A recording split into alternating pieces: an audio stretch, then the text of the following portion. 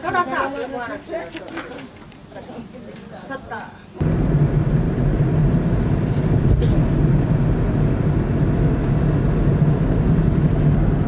Friends, good morning.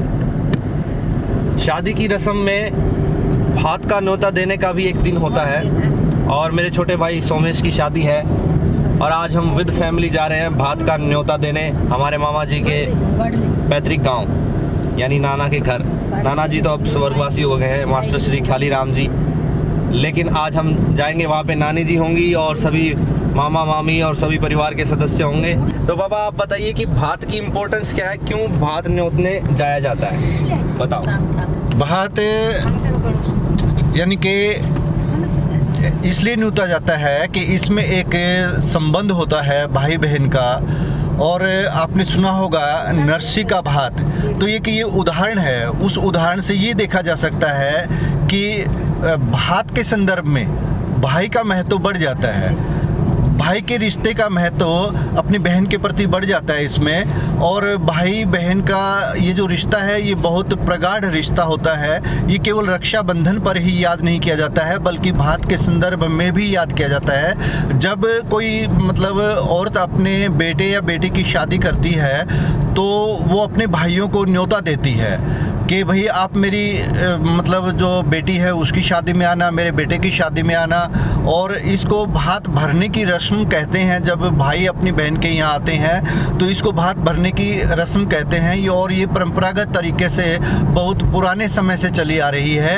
इस रस्म में क्या होता है कि भाई और उसका परिवार बहन के घर में आते हैं, उसके कामकाज में हाथ बटाते हैं, उसकी मदद करते हैं। बहन को ये महसूस होता है कि उसके साथ उसके भाई भी खड़े हैं। किसी भी किस्म की यदि कोई बहन की मजबूरी होती है और उसकी कोई समस्या होती है तो उसको वो हर तरह से हल करते हैं। यहाँ तक कि उसके परिवार में यदि किसी का आपस में मन मुटाव होता है तो उसको भी ये भाई मिल कर के दूर करवाने की कोशिश करते हैं। और इस तरह से ये जो भात की रस्म है एक तरह से बहन और भाई के रिश्ते को और भी प्रगाढ़ करती है। ये इसके संदर्भ में विशेष है। बाकी हर क्षेत्र में अपने अपने हिसाब से ये रस्म अदा की जाती है, लेकिन इसमें ख़ास बात यही है कि भाई और बहन का रिश्ता जो है वो इससे प्रगाढ़ होता है। तो बाबा जी अब हम चल पड़े हैं ये जो महेंद्रगढ़ की तरफ कुरावटा गांव है दोस्तों, मैं बता दूं आपको।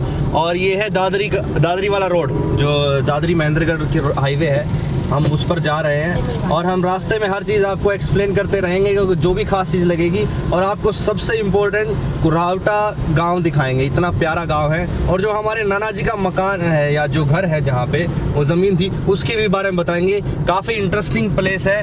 तो उम्मीद करते हैं आपको ये व्लॉग वाकई में बहुत पसंद आएगा और आपको भात न्योतने की जो भी सारी एक्टिविटीज़ हैं, हमारे लिए जो इंतज़ाम अच्छा किया गया होगा वो सब आपको दिखाया जाएगा। तो बने रहिए इस व्लॉग के साथ। Thank you.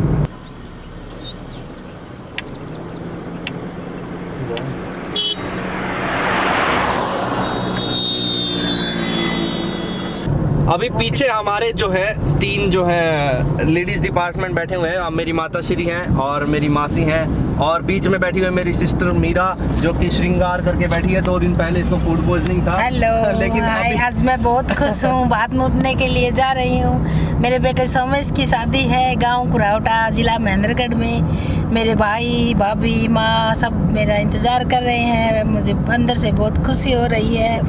और एंड टाइम पे मेरी ननद मंजित आ गई थी और मुझे बहुत अच्छा लगा कि उसके हाथों से मैंने अपने सिर पे टोकनी उठाई है और मैं उनका मान सम्मान करके आई हूँ। सभी औरतें आई थी, गीत गाए हैं, भात के गाए, भजन गीत जो भी गाए हैं बहुत ही आदर सम्मान के साथ हमें विदा किया है। और अब मैं गांव कुरावटा भात नोतने के लिए जा रही हूँ। धन्यवाद। ये हम बढ़ रहे हैं चरखी दादरी की तरफ। पैंतावास खुर्द से हम निकल चुके हैं और ये जो रोड है पहले सिंगल रोड हुआ करता था, अब ये इतना डबल हो गया है कि यहाँ पर 2 वाहन आपस में बड़ी आसानी से एक दूसरे के पास से गुजर सकते हैं। कोई दिक्कत नहीं है। पहले यहाँ पर एक्सीडेंट भी बहुत हुआ करते थे, रोड भीड़ा था, यानी कि सड़क भीड़ी थी, इसलिए यहाँ पर दुर्घटनाएं बहुत हुआ करती थी। अब ऐसी कोई समस्या नहीं है, आपस में एक ही साइड से वाहन गुजरते हैं, तो इस तरह की कोई समस्या नहीं है।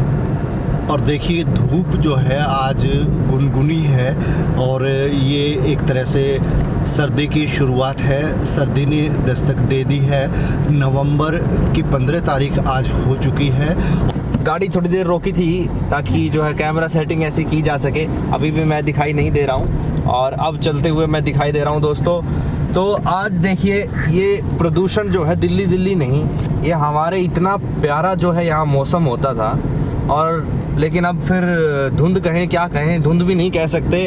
अगर मैं ऑन करके देखता हूँ बाहर शीशा तो धुंध नहीं है, ये पोल्यूशन है, ये धुंधलापन है, ये धुंध नहीं, ये धुंधलापन है। और ये सर्दी का धुंधलापन नहीं है, ये प्रदूषण का धुंधलापन है। लेकिन खैर कोई बात नहीं। हम कुरावटा जो गांव में जा रहे हैं, मेरे नाना जी का जो जहाँ पे निवास स्थान था और जहाँ मेरे मामा मामी अब रह रहे हैं, वहाँ कुरावटा गांव से मुझे काफ़ी उम्मीदें हैं। बहुत ही अच्छा वहाँ का वातावरण मिलेगा। एक पुरानी नहर है और नहर के पास में बकरियां चराते हुए गांव के लोग मिलेंगे।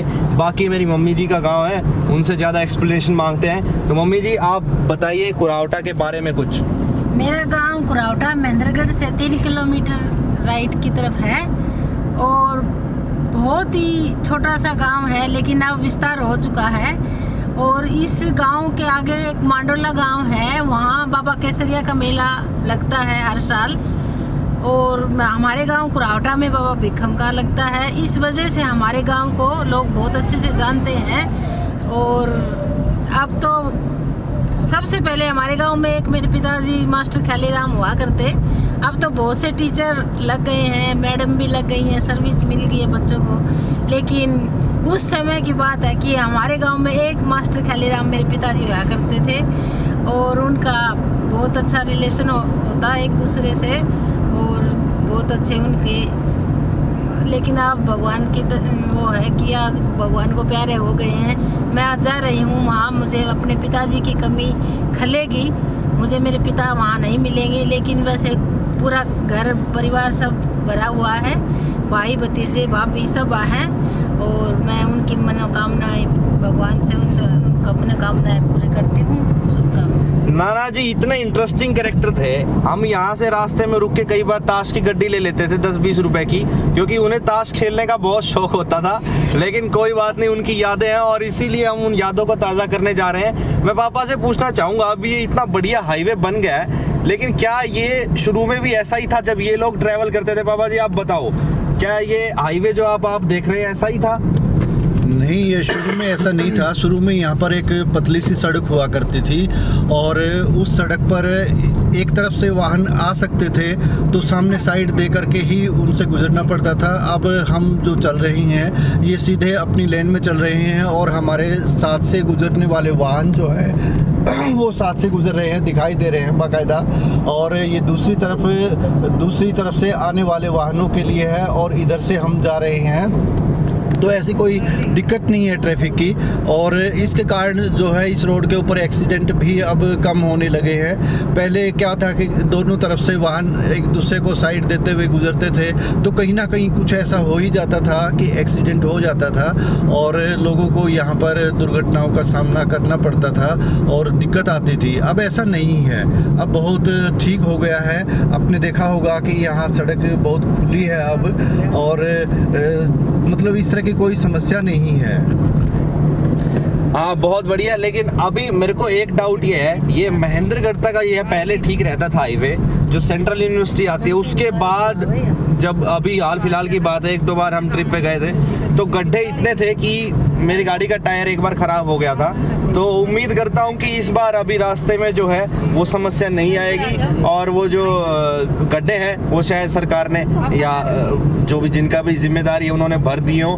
तो इस बार मेरी जो गाड़ी के मैंने नए टायर डलवाए दोस्तों और वो अच्छे रहें, ज़्यादा दिक्कत आए। अब हमारे पीछे जो है माता श्री ये सब बातें करने लग गए हैं, तो एक बार के लिए हम बंद कर देते हैं और सेफ्टी के लिए ड्राइव करते हैं। So drive safe and be with us. Thank you very much. Dadri से महेंद्रगढ़ रोड की तरफ मुड़ चुके हैं और यहाँ जा रहे हैं रास्ते में। यहाँ पे जो है काफ़ी मिस्त्री लोग हैं, मिस्त्रियों की काफ़ी दुकानें, ट्रक रिपेयरिंग और मोटर मैकेनिक्स काफ़ी हैं इस मोड़ के ऊपर। और 1 घंटा मम्मी के पास फोन आ गया।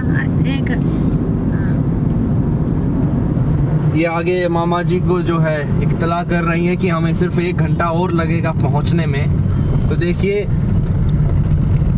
ध्यान से चलाएंगे, समय लग जाएगा, समय अपना ही है और आराम से हम अच्छे से पहुंच जाएंगे सेफली। सो ऑन हो गई क्या?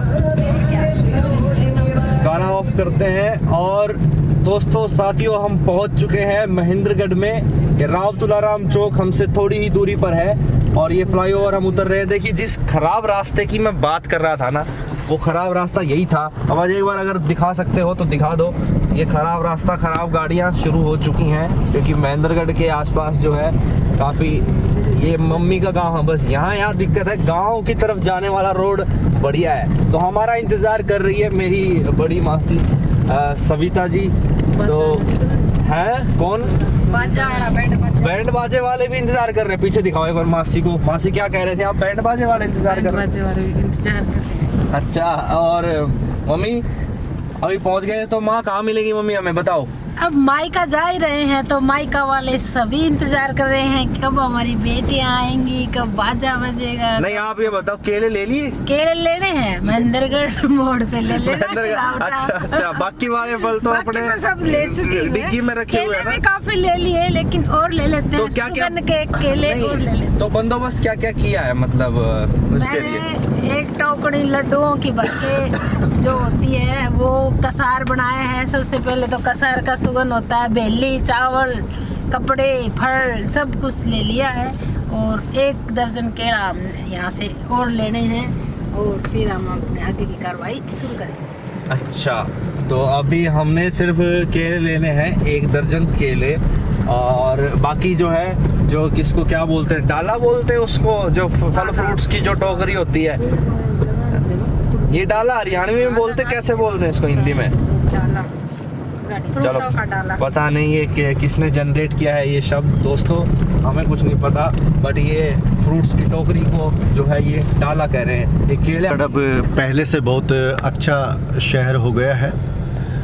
यहाँ पर पहले बालू उड़ता था, लेकिन अब जो है यहाँ अच्छी सड़कें हो गई हैं, गाड़ियों की भीड़ हो गई है और लोगों में रहन सहन में काफ़ी बदलाव यहाँ पर आया है। पहले जो पहनावा था वो पहनावा भी अब यहाँ पर आसपास के क्षेत्र से बहुत प्रभावित हुआ है। पहले यहाँ लहंगे लुगड़ी में औरतें दिखाई देती थी जिनको लहंगे वाली बोलते थे, लेकिन अब सूट सलवार में दिखाई देती हैं और जो आधुनिक औरतें हैं वो साड़ियाँ भी पहनने लगी हैं। और इस तरह से स्कूल कॉलेज के कारण यहाँ जो है ना शिक्षा का प्रचार प्रसार हुआ है, तो उससे भी यहाँ पे काफ़ी फ़र्क पड़ा है रहन सहन में, व्यवहार में, बोली में। लेकिन यहाँ की जो बोली है अठे कठे उठे, ये सब अब भी शब्द इस बोली में विद्यमान हैं। यहाँ के लोग जैसे किसी को कहते हैं कि कहाँ जा रहे हो तो उसको कहते हैं कठ जा सा, ए बिरा कठे डोला सा। तो ऐसी बातें यहाँ की बोली में अब भी देखने को मिलती हैं और ये इस क्षेत्र की एक विशेष पहचान है।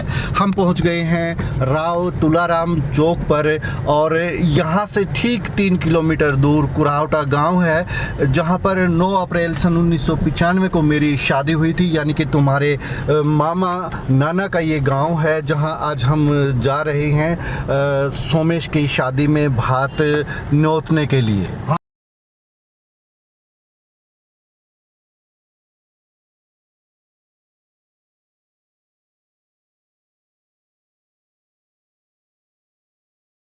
साथियों हम पहुंच चुके हैं कुरावटा गांव में और यहाँ पे हम बैठे हैं और इंतज़ार कर रहे हैं मामा जी का। लेकिन ये मामा जी दिनेश से मिलिए आप। ये जो है अभी तो हमें सर्व कर रहे हैं ठंडा, और ठंडा मतलब ड्यू है, कोका कोला नहीं लेकिन ये जो मामा जी दिनेश जी है ये सर्व कर रहे हैं सबको। ये इनकी लॉ कंप्लीट हो चुकी है और अभी जुडिशरी एग्ज़ाम की तैयारी कर रहे हैं, but is a very humble person and also a very good businessman है।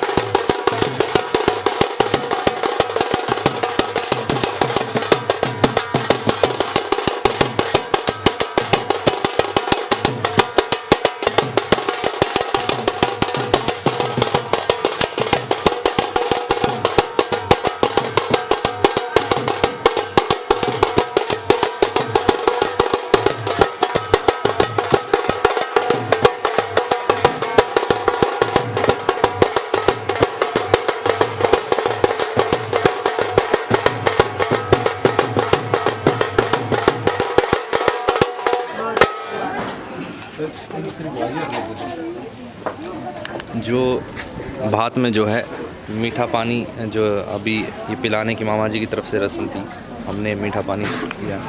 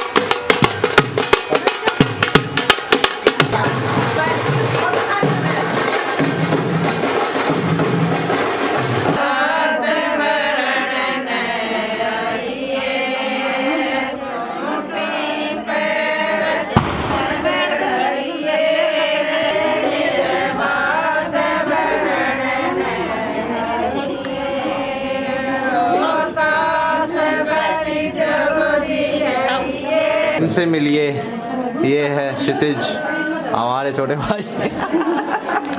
तो क्षितिज यार, मैं ना बहुत बार ट्राई करी लेकिन ये ऐसी दाढ़ी मेरी बनी नहीं।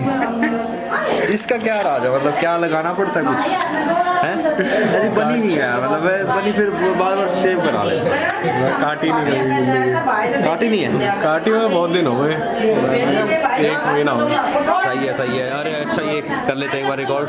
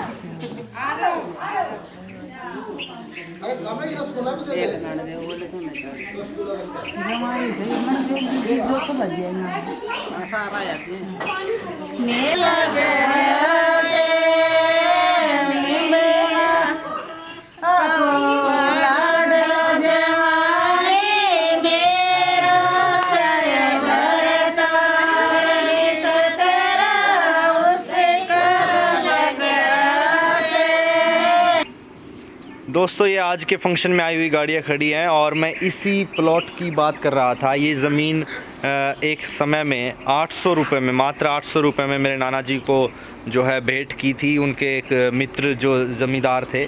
और इसलिए क्योंकि उनके कर्मों की वजह से पहले वो यहाँ पे खेती करते थे और उन्होंने उनको ये ज़मीन जो है इतने कम पैसों में दी क्योंकि उनका काफ़ी नाम था।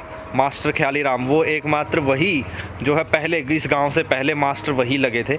और अब तो यहाँ पे पहले यहाँ रेत होता था, हम खेलते थे बचपन में रेत के अंदर ही जो है कई तरह के खेल खेलते थे।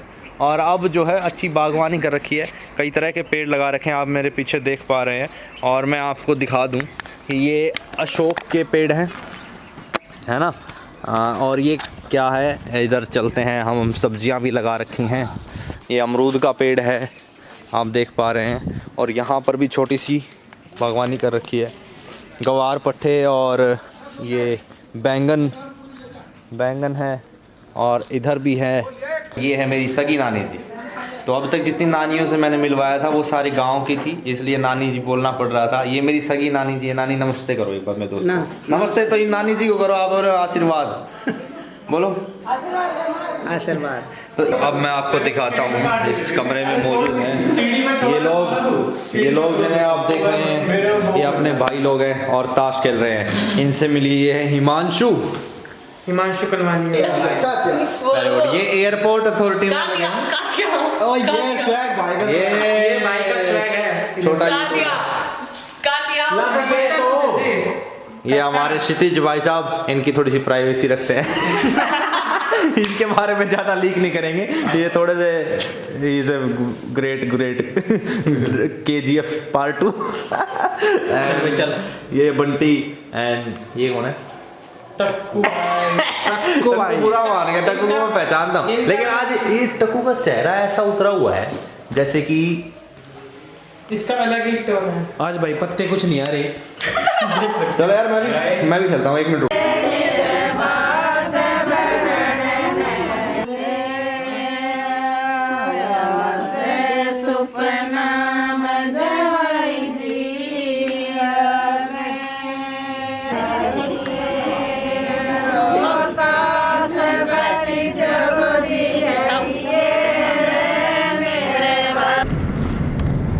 दोस्तों साथियों, हमने बात का नोता दे दिया है। अब आगे की कार्रवाई जो है उसकी जिम्मेदारी हमारे मामा जी और उनके परिवार पर है, नानी जी पर है। तो अब हम वापस जा रहे हैं कुरावटा गांव से अपने निवास स्थान भिवानी की ओर विद फैमिली। तो मैं आपको दिखाना चाहूँगा कि ये वही कुरावटा की जो सड़क है, कुरावटा से महेंद्रगढ़ को जोड़ती हुई, कि ये दरवाज़ों की तरह जो है आप देखेंगे कि दोनों तरफ से ये पेड़ जो है, जो दोनों किनारों पर जो पेड़ हैं वो एक मेहराब की तरह से निर्माण करते हैं, मेहराब का। और हम पाएंगे कि जब यहाँ से जब भी ड्राइव करते हैं ना, यहाँ से जब भी गाड़ी में ऐसे जाते हैं तो ऐसा लगता है कि एक पेड़ों के एक गुफा बनी हुई है और गुफा के अंदर एक टनल है। यहाँ आपने अटल टनल के बारे में सुना होगा जब भी आप कहीं लेह लद्दाख घूमने गए होंगे, लेकिन ये हमारा जो है देसी टनल है, ये नेचुरल सेल्फ मेड टनल है। अब देखिए ये आ रहा है ना इसका व्यू। हाँ, तो यही मैं आपको दिखाना चाहता था।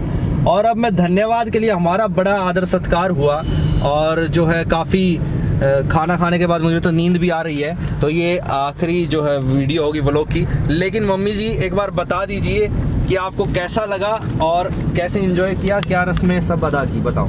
मुझे बहुत अच्छा लगा। अब हम वापस भिवानी जा रहे हैं। बात नोतने के बाद मेरी दोनों भाभीयों ने मुझे ये चुनरी उड़ाई है और ये रस्म होती है। मैं भी उनके लिए चुनरी लेके गई थी, वो उनको उड़ाई है। मेरे भाइयों ने दोनों ने मेरी जो बेली लेके गई थी भात नोतने वाली, वो खोल ली है।